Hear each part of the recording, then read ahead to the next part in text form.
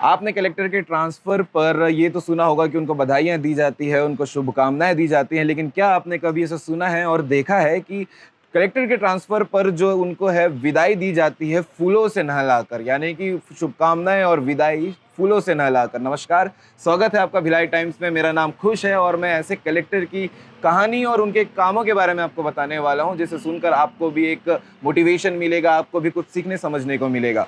मैं बात कर रहा हूं अपने काम के तरीके से और जनता से जुड़ने के कारण आईएएस दिव्या मित्तल के बारे में, जो कि काफ़ी लोकप्रिय हैं। और दिव्या मित्तल ने वैसे पहली जो उनकी पोस्टिंग थी आईएएस के रूप पर मिर्ज़ापुर में बतौर कलेक्टर के रूप पर, जिसके 2 महीने बाद जो उनका सबसे फ़ेमस जो उनका काम था, जो लोगों ने सबसे ज़्यादा लोकप्रिय जो काम हुआ था, वो था कि जॉइनिंग के 2 महीने बाद नवंबर में ही वो लहुरिया दह, जो मिर्ज़ापुर में एक जगह है, लहुरिया दह में विज़िट किया और गाँव में जाकर उन्होंने एक वादा किया था कि अगले वर्ष जहाँ मतलब उस एरिया में पानी काफ़ी लंबे समय से लोगों के घर तक नहीं पहुँच रहा था, लोगों के नलों तक नहीं पहुँच रहा था, पीने की पानी, नहाने के पानी को, लेकिन उन्होंने वादा किया था कि गर्मी से पहले हम जो पानी है आपके घर तक पहुँचाएँगे। और ये उन्होंने जो कमिटमेंट किया था, वो कमिटमेंट उन्होंने फुलफ़िल भी किया था, इसीलिए वो काफ़ी पॉपुलर हो चुकी थी मिर्ज़ापुर में।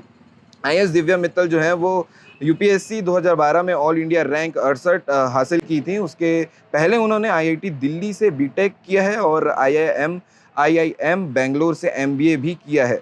आईएएस दिव्या का कहना है कि उनको अफ़सर बनने का जो मोटिवेशन है वो उनके पति आईएएस ऑफिसर गगनदीप से मिली थी, क्योंकि दोनों ही जो हस्बैंड वाइफ हैं, दोनों ही आईएएस हैं, दोनों ही कलेक्टर हैं। और इसके पहले जब कलेक्टर बनने के पहले जो आईएएस दिव्या और आईएएस गगन जो हैं वो फ़ॉरेन में जॉब करते थे, लंदन में। और अब जो हैं वो वहाँ पर पैसे अच्छे भी थे, सारी चीज़ अच्छी थी, लेकिन उनका मन नहीं लगता था वहाँ पर, तो वो वापस भारत आते हैं, यहाँ आके तैयारियाँ शुरू करते हैं। तैयारी शुरू करने के बाद आईएएस बनते हैं। आईएएस गगनदीप जो हैं वो 2011 बैच के आईएएस ऑफिसर हैं और आईएएस दिव्या जो हैं वो 2013 बैच की आईएएस ऑफिसर हैं। दिव्या और गगनदीप ने दिल्ली में आकर आईएएस की तैयारी करनी शुरू की थी। आईएएस बनने के लिए उन्होंने और गगनदीप ने कोई कोचिंग नहीं की थी, मतलब उन्होंने कहीं से भी कोई कोचिंग नहीं की, लेकिन जो तैयारी है वो घर बैठकर ही किए थे। घर पर ही पढ़ाई की। आईएएस गगनदीप ने 2011 में यूपीएससी क्वालिफाई किया और दिव्या मित्तल ने 2013 में क्वालिफाई किया था। दिव्या बताती हैं कि विदेश में पैसा बहुत था, लेकिन फिर भी उनकी तरह गगनदीप का भी मन वहाँ नहीं लगता था, इसलिए वो दोनों ही वहाँ से जॉब छोड़ के यहाँ पर आए भारत में और तैयारी की आईएएस की और फिर बने कलेक्टर। और आज जो है उनका ये कहानी आपको बताने का सबसे मेन रीज़न ये है कि उनका ट्रांसफ़र हुआ है मिर्ज़ापुर से, जो ज़िला है वहाँ से दूसरे ज़िला बस्ती में। और काफ़ी लोग वहाँ उदास भी हुए हैं मिर्ज़ापुर के ज़िले के लोग कि हमारे यहाँ से इतनी अच्छी कलेक्टर अब दूसरे ज़िले में जा रही है, इसलिए ये मोटिव है आपको कहानी बताने का। उन्होंने ट्रांसफ़र के बाद ये सोशल मीडिया में पोस्ट करते हुए भी कहा कि जो मेरा मिर्ज़ापुर से अब ट्रांसफ़र हो चुका है दूसरे ज़िले में, बस्ती ज़िले में, और आप सभी से जो इतना प्यार मिला है उससे मेरी आंखें नम हो चुकी हैं।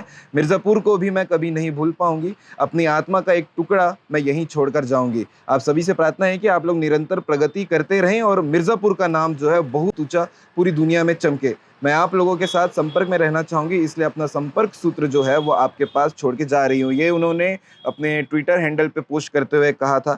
वहीं उन्होंने दिव्या मित्तल ने दूसरा एक पोस्ट डालते हुए कहा है कि आज घर से सामान बांधते हुए हाथ और मन जो है वो बहुत भारी है। सरकारी नौकरी में आना जाना तो चलता ही रहेगा, लेकिन जो मिर्ज़ापुर से मुझे प्यार मिला वो मैं कभी जीवन भर नहीं भुला पाऊँगी।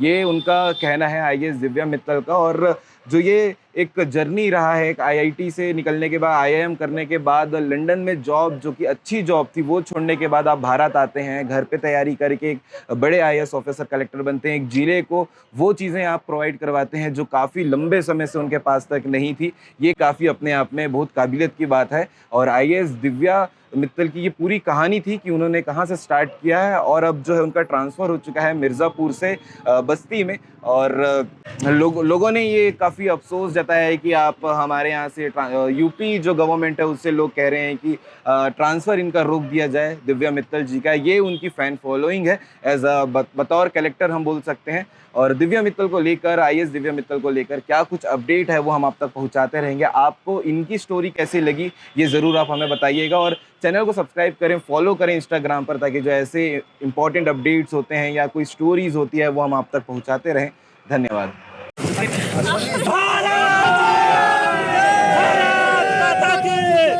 भारत माता की जय। माता की भारत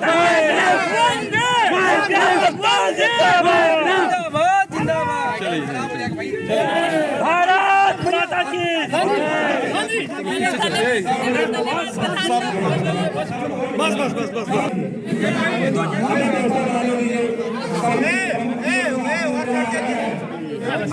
यहाँ से गाँववासी परेशान थे, अब उनकी परेशानियां कुछ कम हो जाएंगी। आपने कहा कि अभी जो है बड़ा कठिन था यहाँ पे पानी लाना, कितनी कठिनाई आपको हुई?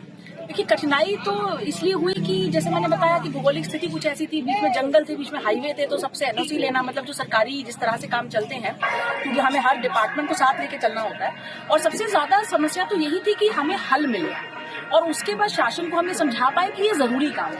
ये सबसे बड़ी हमारे सामने चैलेंज था, परंतु माता ने रास्ता दिखाया और एक के बाद एक सभी लोग इसके साथ जुड़ते चले गए। जिन लोगों ने शुरू में कहा था ये संभव नहीं है, उन्हीं लोगों ने हल निकाले और वही लोगों ने लगातार, हमारी पूरी टीम ने, एडीएम नमामि गंगे ने, एक्सीएन जल निगम ने, बीडीओ साहब ने, एसडीएम साहब ने, जो भी लोग रहे, लगातार बहुत ही अच्छा प्रयास किया, तभी ये आज ये कार्य जो है सफल हुआ है। पत्थर के जो बोरी वाला काम हो गया कि पत्थर की गौ मिर्जापुर के भगीरथ के रूप में आप ये सदा सदा लहरिया था कि स्वर्ण अक्षरों में लिख गया। नहीं चलेगा, चलेगा, इतनी चलेगा। चले ठीक, हाँ आप पानी, इससे एक बचत का भी हो जाएगा।